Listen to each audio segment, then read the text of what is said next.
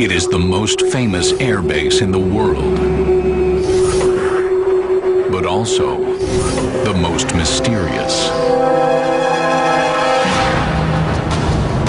What is really being tested at Area 51? Experimental military airplanes? Or machines from other worlds? Now the speculation starts. This plane is being developed that's from alien technology. Just what is being flown in the Nevada desert? There are alien spacecraft and possibly alien beings at the S4 location. Or is that just what they want you to believe? UFOs are a very handy smokescreen if you want to hide top secret stuff. Now we visit a mysterious crash site that may hold the answer. Yeah, that's it. That one. That's pretty damn close. Just what is going on in Area 51? There's nothing more dangerous than a place that doesn't exist. Beyond Area 51 on Unsolved History.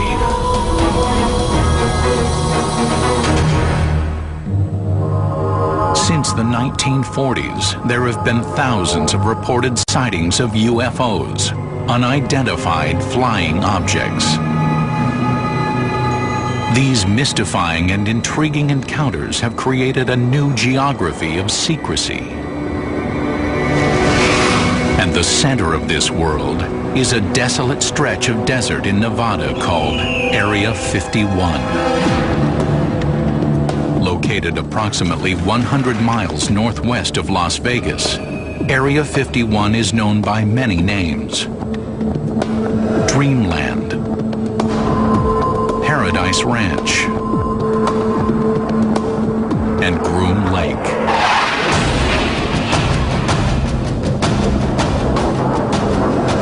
Officially, it doesn't even exist.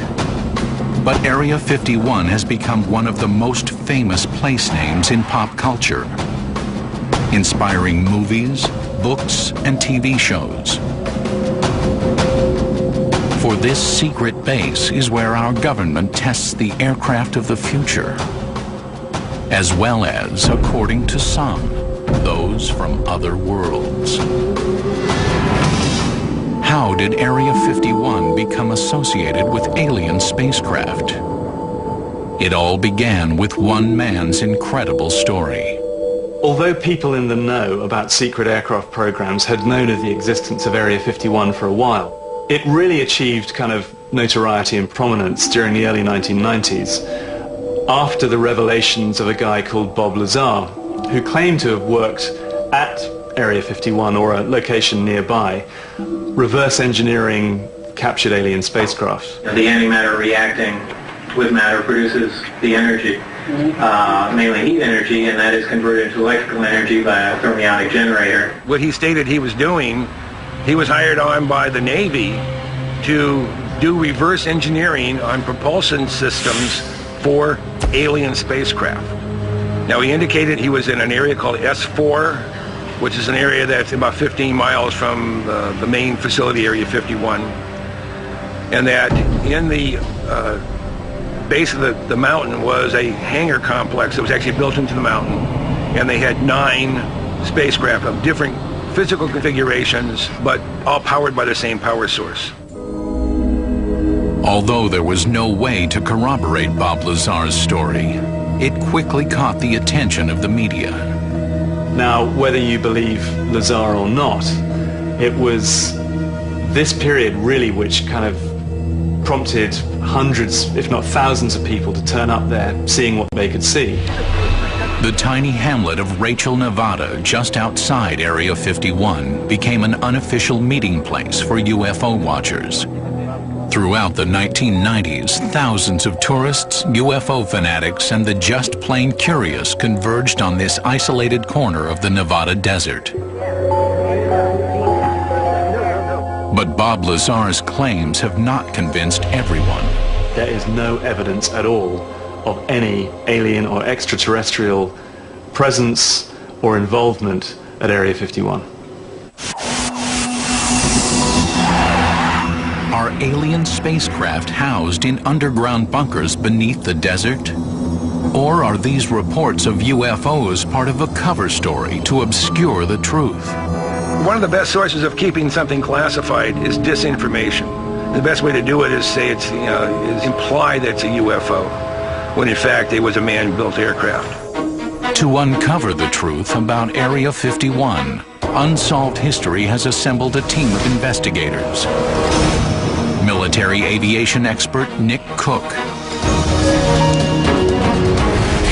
aviation author and historian James Goodall, UFO researcher Stan Gordon, and historian-in-residence Daniel Martinez. Together, they will revisit some of the most intriguing UFO sightings of recent years and separate the facts from the myths about Area 51. The history of Area 51 begins in the early days of the Cold War, when the United States and the Soviet Union were locked in a frantic arms race. Area 51, which included a dry lake bed known as Groom Lake, was one of several blocks of land carved out of the Nevada desert for testing atomic weapons. In the spring of 1955, grid number 51 was chosen to test another type of weapon. Area 51 came about largely thanks to the Lockheed Company, which was doing a lot of secret work post the Second World War and needed a very remote and secure location to test its then top-secret spy plane projects. Lockheed Aeronautics engineer Kelly Johnson enlisted a friend to help him find a suitable location to develop their new spy plane, test pilot Tony LeVere, the man who some say is the true father of Area 51. I told Kelly in simple words, I know exactly what you want, and I'll get right with it, which I did. I'm searching for the perfect dry lake, because I knew that a dry lake is the best natural landing field for experimental flying that ever was devised. When LeVere and his team came across the area around Groom Lake, he knew he had found the spot. This thing is, on a scale of 1 to 10, it's a 10 plus. The rest of them don't even stand a chance. Its location was really out in a godforsaken country, and not very many people roam around those parts. Within a few weeks, Area 51 had become the U.S. government's most top-secret test facility. The first project to be tested, the U-2 spy plane. Equipped with highly sensitive cameras and infrared sensors, the U-2 was capable of producing detailed aerial images of enemy installations from altitudes as high as 70,000 feet, far beyond the range of enemy radar. From the very beginning, the U-2 was a CIA-operated spy plane. And the way our government decided to cover the fact that it wasn't truly a spy plane is they said it was used for weather reconnaissance.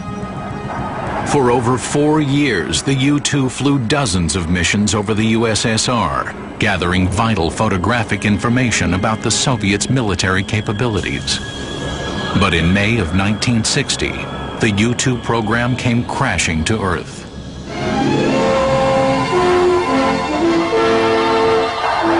Secret reconnaissance of Russia by high-flying American U-2 jets ended when one was downed deep in Soviet territory.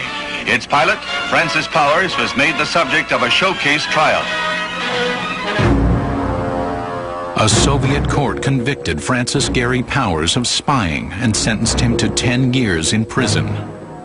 He was later exchanged for a Soviet agent, but U-2 flights over the USSR were ended.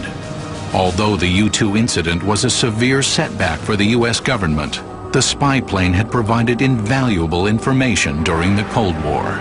Without images coming from the U-2s, we would not have known that the Soviet Union was moving intermediate-range ballistic missiles into Cuba. It proved what the Soviet Union had and what they didn't have prior to satellites coming into operation. But the U-2 was not the last secret plane to be tested at Area 51. After the U-2, a number of other secret spy plane projects were tested at Area 51. The next most demanding one technologically was another Lockheed program called the A-12, which was a CIA program for a very fast-flying Mark III, that's 3 times the speed of sound, spy plane. The A-12 and its successor, the SR-71, became known as Blackbirds.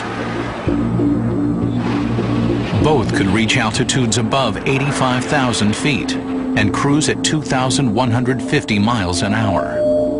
One of the reasons the Blackbird program was so secret is we didn't want the Soviet Union to know what we had the capabilities of doing.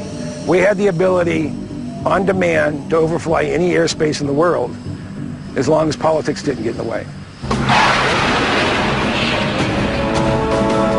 During this time, there were other aircraft being tested at Area 51. Strange objects in the skies above Groom Lake, alien spaceships, or secret military projects. Truth is stranger than fiction. Next on Unsolved History.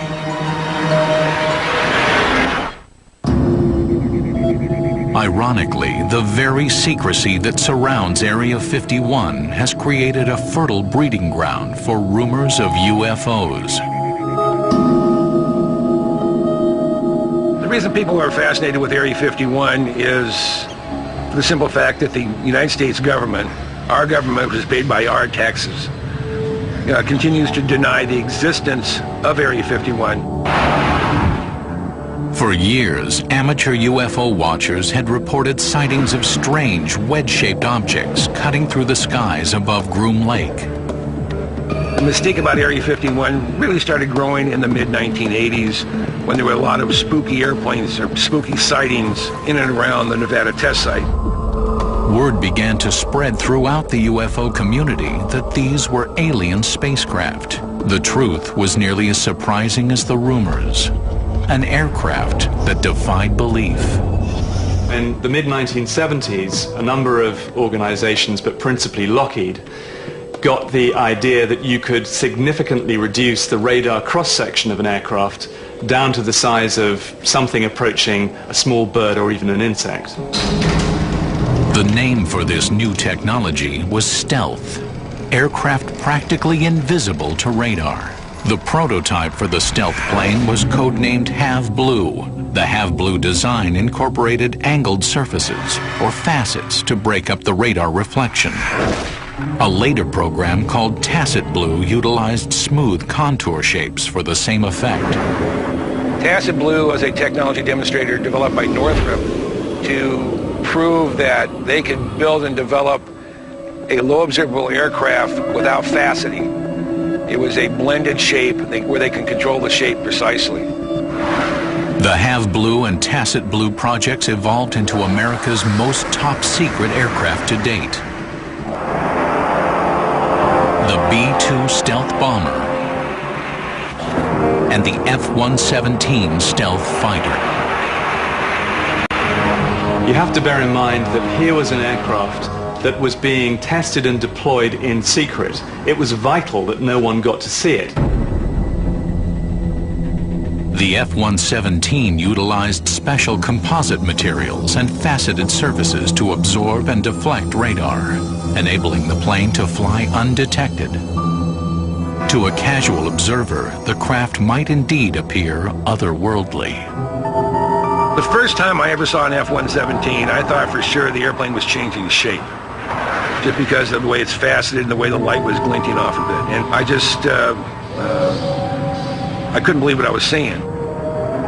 If an untrained person saw an F-117 for the very first time and saw it head on, it would look like a flying saucer.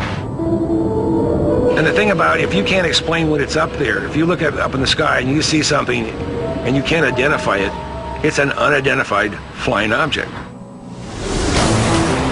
In January 1991, the F-117, developed over years of secret flights in and around Area 51, was put to the test during the First Gulf War. The B-2 and the F-117 have since become vital components of American air power. Both planes saw action during the Bosnian conflict, and again in 2003 during the invasion of Iraq. But as our military is called upon to fight a new kind of war, new weapons have been developed and tested at Area 51. Recently, we caught a glimpse of the future of warfare.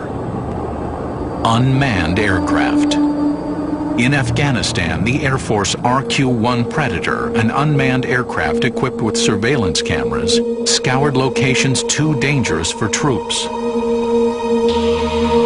Since then, the Predator has taken on an offensive role. Equipped with Hellfire missiles, unmanned assault aircraft will enable the soldier of the future to engage the enemy without placing himself or herself in harm's way.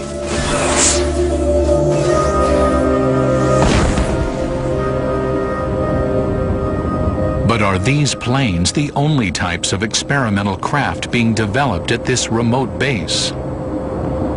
For years, there have been rumors that alien spacecraft have been reverse engineered at Groom Lake. Next, we go inside Area 51 on Unsolved History.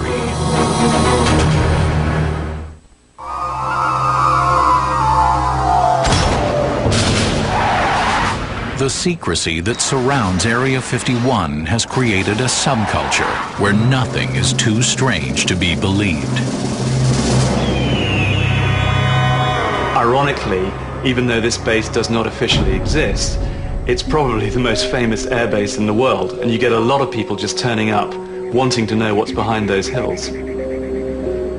When you go to a place like Area 51, you have to be very mindful of what you're going to see, because inevitably people go there with preconceptions. They see what they want to see when they're around Area 51. If you're a UFO nut, you're going to see a UFO. It's just one of those places. It's a place which engenders fascination, and it's a place that triggers the imagination. The curious who descend upon this remote location, however, will find it difficult to actually get that close to Area 51. The base itself is behind a range of mountains. There's a very discreet roadway leading up to the base. You could drive past it and you wouldn't notice that anything was there. But if you stray over a kind of invisible line where the security forces know you're getting too close for comfort, then security can swing into operation. There are signs when you get really close to the base telling you that those armed guards have the authority to use lethal force if required. There are helicopters which patrol the area and can flush out people in the desert if they get a little bit too close. There are all kinds of security cameras and sensors which warn the authorities of unwarranted approach.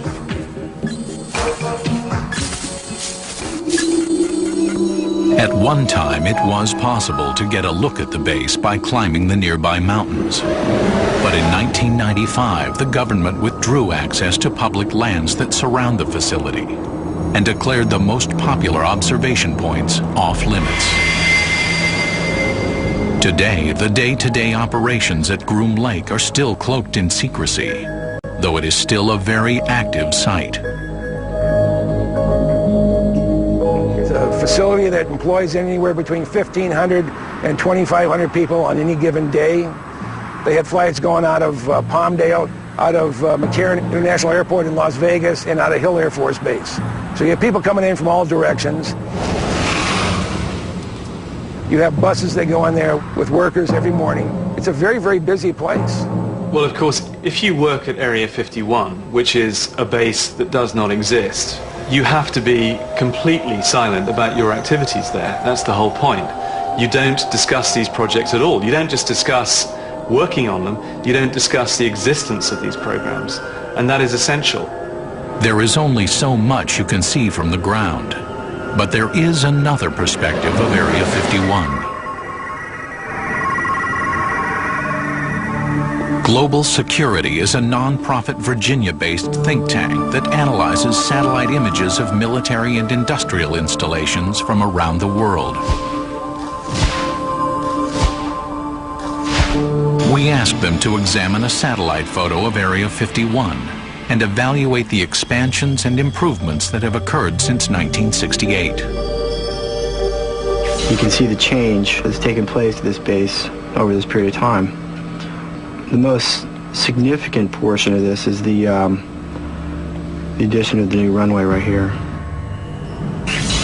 The original runway at Groom was 18,000 feet long, which is almost twice as long as a normal commercial international airport runway. And the reason for all that overrun is with the SR-71 test program, they wanted to have lots of extra space in case they lost the brakes or something went wrong. And you can see in the new image that there was an extension sometime in the 1970s or 80s. And then in the early 90s, an entirely new runway was built. This new runway is the longest in the world. Why has it been built at Area 51? Is it possible that it was designed to accommodate a new top-secret spy plane? A plane the government claims does not exist. In 1991, there was a series of unexplained sonic booms in the Southern California area, literally shaking windows. Seismologists estimated that the aircraft that produced the booms were flying between Mach 3 and Mach 4, up to 4 times the speed of sound. During this period, there was also a dramatic surge in reports of strange-looking, fast-moving aircraft around Groom Lake. At the same time, the Air Force abruptly canceled the SR-71 Blackbird program.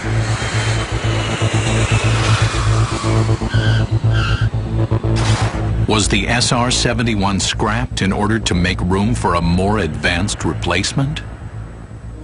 Some people believe that a spy plane called Aurora replaced the SR-71. Rumors have it that this aircraft was developed in secret, was extremely high-flying, fast-flying. In the early 1990s, Aviation Weekly published reports of an aircraft observed in the night sky at extremely high altitude. Could this be the Aurora? The Aurora is thought to fly as fast as 8,000 miles an hour, or about Mach 12, and an altitude is somewhere in the neighborhood of between 150 and 225,000 feet. From Area 51 to New York City on an Aurora-type aircraft would be in a matter of about 10 minutes. That's pretty fast. But to date, government officials insist that the Aurora is a myth, and that the rumors about Aurora began with a misunderstood code name for a top-secret budget account. All of a sudden, somebody sees an account called Aurora with hundreds of millions of dollars, if not $1 billion. Wow. Now the speculation starts. This plane is being developed that's from alien technology. The fact is that Aurora does not exist. There is absolutely no evidence that Aurora exists beyond some circumstantial evidence that the US Air Force needs something to replace the SR-71 Blackbird. But others insist that the Aurora is real. According to James Goodall, Lockheed's Ben Rich indicated that there was, in fact, such a plane. Ben Rich was the retired president of the Lockheed Skunk Works, so he was a man in the know. I also had friends at Pratt & Whitney who confirmed that there was, in fact, an Aurora-type aircraft had been flown along with a mother airplane, and it was designed for, one, reconnaissance, but also for verification of nuclear proliferation. We were not able to substantiate James Goodall's claims about these alleged statements. But whether it exists or not, the Aurora has enhanced the mystery and intrigue surrounding Groom Lake and Area 51. But is it possible that other secret aircraft from Area 51 may be responsible for a string of UFO sightings? When we return, strange triangular objects in the night sky. Experimental aircraft or alien spacecraft? Next on Unsolved History. Area 51 has long been associated with strange sightings in the sky. Is it possible that a secret project at Area 51 could be responsible for reports of large triangular-shaped UFOs? Beginning in 1989, thousands of witnesses in Belgium reported seeing a triangular craft with 3 bright white lights and a blinking red light in the center. A similar sighting occurred in Arizona on the night of March 13, 1997. A large V-shaped object was observed traveling on a southeasterly course over the state, passing over Phoenix at about 8:30 p.m. Although seen by hundreds of people throughout the state, only one known videotape exists of this phenomenon. It was shot by a retired pilot from the front yard of his home in Scottsdale, northeast of Phoenix. At about 8:28 that evening, I was outside with my video camera and happened to look up, right about up in there, and saw a formation of lights moving from north to south. The V formation that flew over consisted of between 5 and 6 amber lights only, but it was totally silent, completely and totally silent. Although this is the only actual videotape of the formation, other witnesses throughout Arizona reported seeing the UFO that evening. Artist Tim Lee created this image of the strange craft that passed over his home in central Phoenix. The right arm of the object went directly over this house, over the property, and the left arm of that was probably about 2.5 blocks over in that direction. So when it came over, it pretty much dominated this whole quarter of this little valley up here. 3 years later, on January 5th, 2000, a similar event occurred in southern Illinois. Around 4 a.m., a series of calls began streaming into the regional 911 center in Belleville, approximately 18 miles southeast of St. Louis, Missouri. I just received a call from Highland PD. Reference to a truck driver just stopped in and said there was a flying object in the area of Lebanon. It had white lights and red blinking lights, and it was last seen southwest over Lebanon. All in all, 6 eyewitnesses, including 4 police officers, reported seeing a huge flying object. The witnesses' description of what they saw is not entirely consistent, but the predominance seems to be that they saw some sort of a triangular-shaped vehicle with really, really bright lights on it. Scott Air Force Base is located in the middle of the object's flight path. According to spokesman, however, the UFO could not have been a military aircraft from Scott. Checking with our experts who work at airfield operations in the control tower, we found that our airfield was closed during that time. Our control tower was closed, so there was no way that there could have been an aircraft operating in and out of Scott Air Force Base, and that there was no military tie to this sighting. According to published reports, there was some speculation that the UFO was in fact a B-2 stealth bomber from Whiteman Air Force Base, over 200 miles away. But the B-2 bomber does not exhibit the flight characteristics described by the witnesses, such as the ability to hover. So what else could it have been? Is it possible that the object may have been a secret military aircraft, a so-called stealth blimp? There's been rumors for a long time about a stealth blimp, and Lockheed actually has a patent for a large triangular-shaped, low observable, lighter-than-air craft. So some of the craft they've seen, could in fact be one of these stealth blimps or stealth dirigibles. Some of them are really huge. Now, over Hampton, Virginia, in the 1980s, there was one they estimated was over 1,000 feet long. It was bigger than an aircraft carrier, but it made no noise.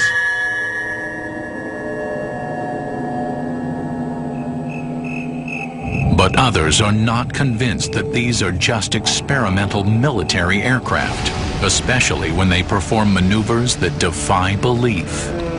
Just not enough evidence to convince me that it was tactical aircraft or something from another world. It's somewhere, it could be somewhere in between. I mean, there's just no way for me to know. The truth behind these strange flying objects remains a mystery. Whether they were optical illusions, experimental aircraft, or of an unexplained origin. When we return, a mysterious object crashes into a ravine in Pennsylvania. Could there be an Area 51 connection? Next on Unsolved History. That's it. Could a secret project at Area 51 be behind a famous UFO incident? According to newspaper accounts, on the evening of December 9th, 1965, hundreds of people in the United States and Canada reported seeing a brilliant fireball arcing across the sky. The Greensburg Tribune-Review reported that several witnesses said that the fiery object crashed into a wooded ravine in western Pennsylvania, near the hamlet of Kecksburg. Some residents, including William Bulebush, claimed to have seen the object that fell into the ravine. I went up there and I looked at it and I couldn't figure out what it was. It looked like an acorn to me, but yet it was a little longer. I'd say about as big as a Volkswagen, maybe a little bit longer than a Volkswagen, you know. You could get loose 2 or 3 men in it. I mean, the set maybe too comfortable. According to published accounts, military personnel cordoned off the area. Some witnesses claimed the object was taken away on a flatbed truck. Saw this flatbed truck come out of the woods with this object on it. And I could see it. It was copperish looking, had the hieroglyphics around the bottom of it, which was like a bumper shape, you know, it was rounded off. Like an acorn sitting on maybe a tower, you know, a big round tower. However, the military claimed that nothing was found in the woods that night. This was in line with the official explanation. Officially, it had now been declared that people had been mistaken. Nothing had fallen into the woods. People had seen a bright meteor in the sky, and that's how the report officially is as of today. But several witnesses claim to have seen the object, and their descriptions are remarkably consistent. What they describe basically is a large metallic acorn-shaped object that is approximately 10 to 12 feet or more in length and about 8 to 10 feet or so in diameter, semi-buried in the ground. Could this strange object, allegedly seen by dozens of people, have been a downed spacecraft? One of the most common explanations for the Kecksburg event has been the theory that it was Cosmos 96, which was a Russian spacecraft that was designed to land on the planet Venus. And during its mission, there was a problem and it re-entered the Earth's atmosphere. The Cosmos 96 lander, however, fell to Earth more than 12 hours before the Kecksburg object. Cosmos 96 re-entered the Earth's atmosphere at about 3:18 a.m. that same date in Canada. Now, the event in Kecksburg happened about 4:47 in the afternoon. So, that being the case, we have to wonder more and more what exactly it was that may have fallen. Some have theorized that object might have been the engine or nacelle from an A-12 or SR-71 Blackbird, which had disintegrated during a test flight. The Unsolved History team decided to perform an experiment. First, we asked graphic designer Patrick Martin to prepare some renditions of various types of space debris, as if they had crashed into the ravine. In one drawing, he used the engine housing from an SR-71 as the object. In another, he substituted the image of the landing module from the Cosmos 96. Then, historian-in-residence Daniel Martinez showed the artist's renditions to some of the Kecksburg eyewitnesses. So I'm going to just give you these. I'm going to give you one by one, and you take as much time as you want to look at them and say it either looked like this or it didn't look like this. First, Daniel shows William Bush some renditions of an SR-71 engine housing. One here for you.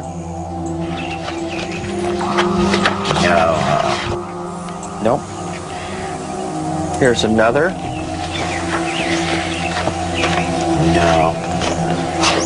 Then he shows him the rendition of an SR-71 engine itself. This is pretty close here. This didn't have the writing on the back. Okay. No, this a little similar, but not exact. Yeah, it's not in a point like, you know. Now this here's a little bit closer. Oh yeah. Next, Daniel showed the artist's renditions to witness Jerry Betters. I'm going to lay these artist impressions in front of you. I want you to look at them as long as you like and tell me what you see. No. Okay. Another one for you here. Closer. Closer? Okay, we'll put that in the closer pile. Here's another.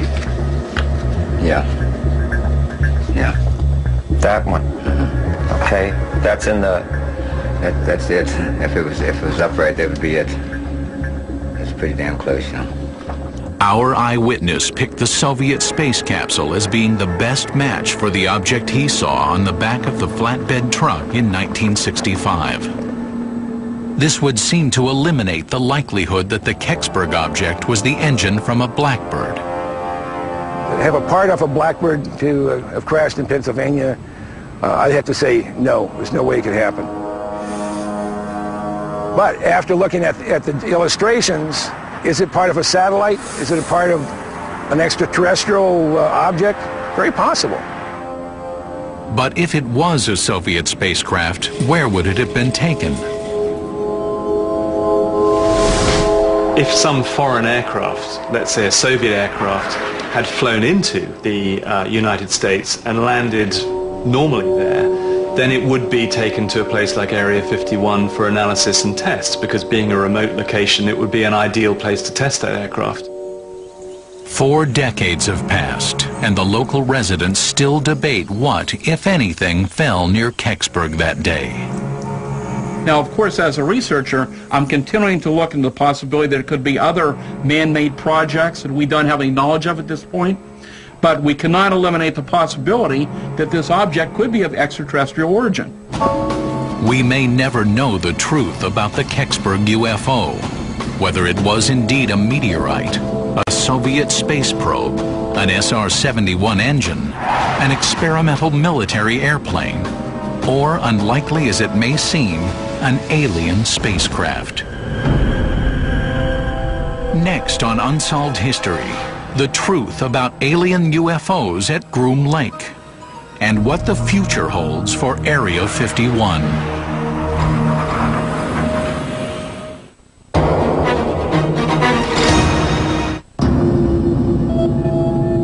Area 51 is still an active military facility, and the weapons of the future are still being developed and tested at this remote site. The last technology that we know was tested at Area 51 was essentially stealth technology, and we know that testing has gone on to kind of build it's almost like a Klingon cloaking device system to make aircraft more invisible to the human eye. One way you can make an aircraft less easy to spot with a naked eye is to coat it with an electrochromatic kind of polymer, which effectively, when coupled to sensors, can tell the aircraft what background it's flying against.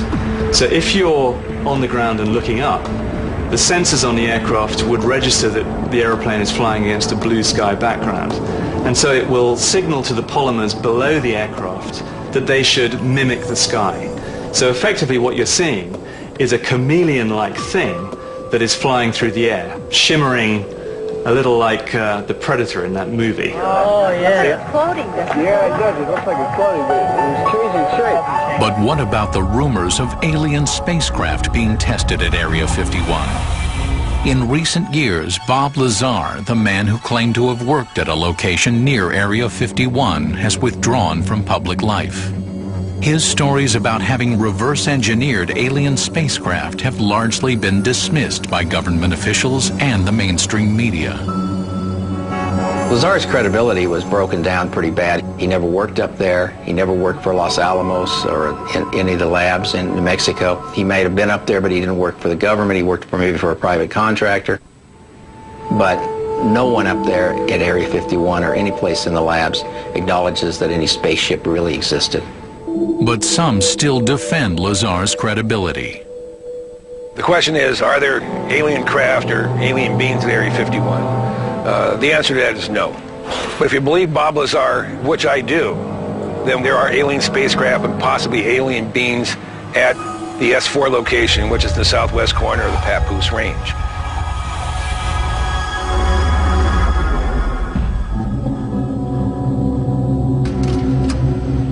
In August 1997, after decades of denials, the CIA made a shocking admission.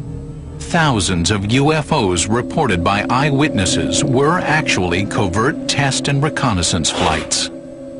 UFOs are a very handy smokescreen if you want to hide top secret stuff behind them. And you don't get anywhere more top secret than Area 51. So the legends that surround Area 51 are going to be very handy for someone who wants to engender a bit of disinformation to go and do a bit of spinning. Perfect. Still, some believers persist that the admission by the CIA is nothing more than their latest bit of disinformation, intended to cover up the truth about Area 51. Why do they keep Area 51 a secret? Because they feel if they deny it enough, people will believe them and say it doesn't exist. It's the worst kept secret in the history of the United States government. And until they open the facility up to the media, the mystique will still stay there and people will still be wondering what's really at Area 51. Even now, the secrecy that surrounds Area 51 makes it difficult to separate fact from fiction. Well, the reasons why the government keeps Area 51 secret is something of a mystery to somebody like me. I suppose from their perspective you could say that so much secret stuff has been going on there for so long, it's very difficult for them to come out and say, we were lying, there is a base there, it's been there for ages, and by the way, there's an awful lot of secret technology stuff going on there too. Once you start to unravel that onion, who knows how many layers further you have to go. So I think it's kind of convenient to them just to keep quiet about it and downplay its existence. Bear in mind that this was a base that for most of its existence has not officially existed. But it is the most famous or infamous, and because of the investment that the Air Force and other agencies have there, I suspect it will be in business for a very long time. For now, Area 51 remains a place shrouded in mystery, a place where reality is incredible and the incredible is real. A place where legends and myths are born.